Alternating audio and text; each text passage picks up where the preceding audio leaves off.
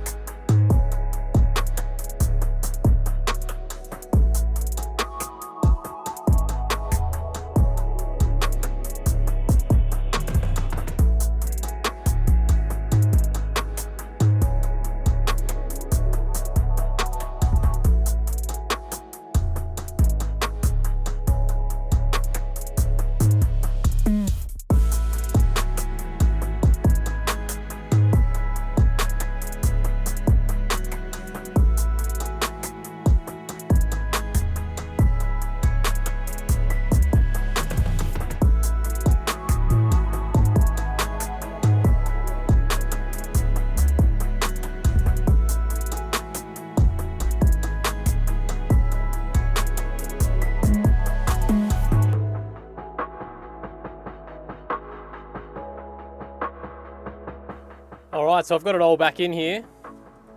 Turns out I absolutely hate it. It's the worst colour for this car. It's way too light.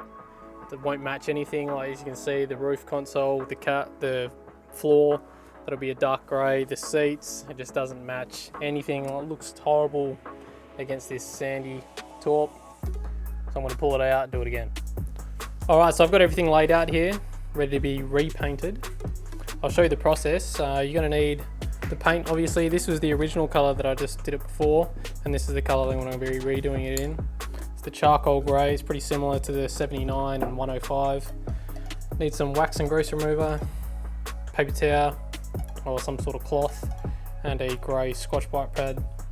So I've got the glove box lid here. First thing you want to do is just wipe it down with the wax and grease remover. Give it a good wipe, because over the years, obviously all the oils from your hands get embedded into the paint. So you want to wipe it down really well, maybe even do it a couple of times, and then scuff it all down with the grey Scotch-Brite pad, and then clean it once again. So I'll chuck you up on the tripod now, wipe this down, give it a scuff, and then start painting.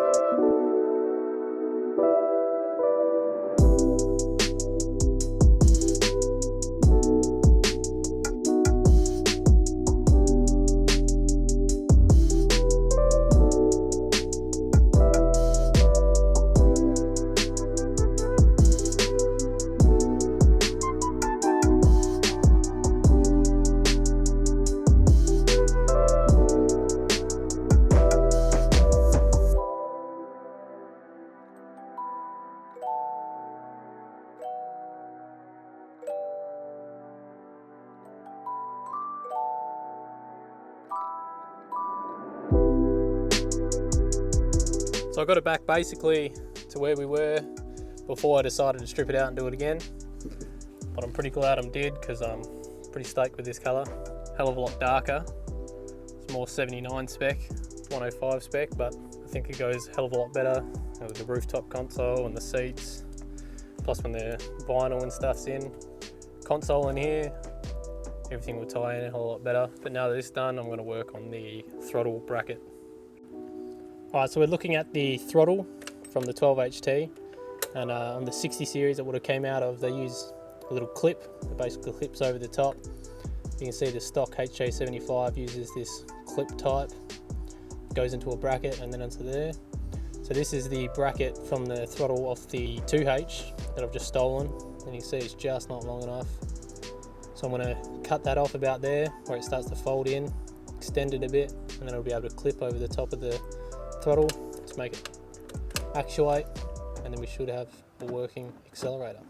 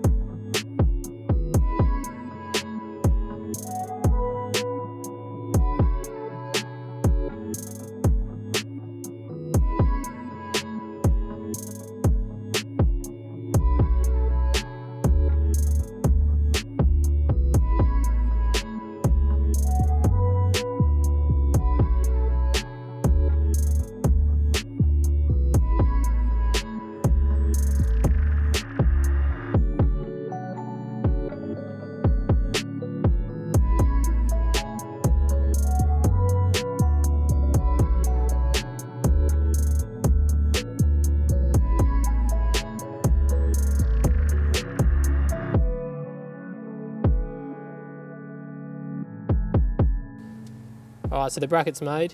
See there, it clips in down the bottom to the 12HT accelerator, and then here I've just cut up the factory bracket as well, so it's around the other side, so there's no way that that cable can slip out now. We've got full throw, all the way open, all the way closed. So now that's done, while I've been doing that, Jake's been in here working on this gauge pod. So somehow this gauge housing is just snapped in half. We pulled it apart, so I'm epoxying it all back together, which is what all this is here. We've made up a little plate using the factory plate, just made a template out of that, and transferred it over here. A bit of plexiglass, masked out the sub-tank gauge, and we're just laying out the aftermarket gauges onto this bit of plexi. Mark them, cut them out.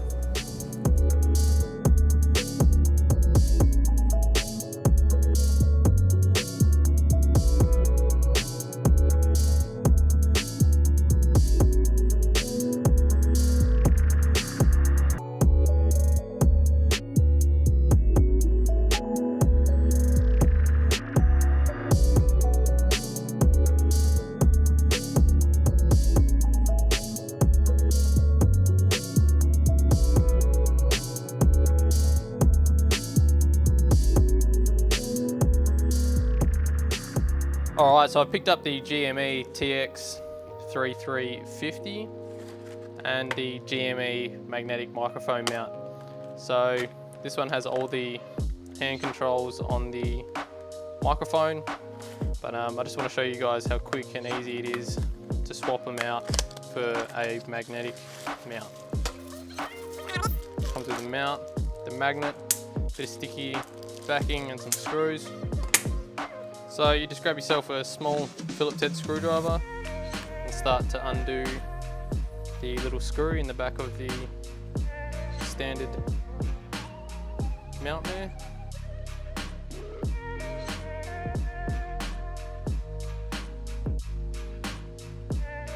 Send it in there. And boom. You can do that to any GME. Probably any microphone really, any brand. There you go, magnetic mount, super handy, convenient, and that's it. slap it in there.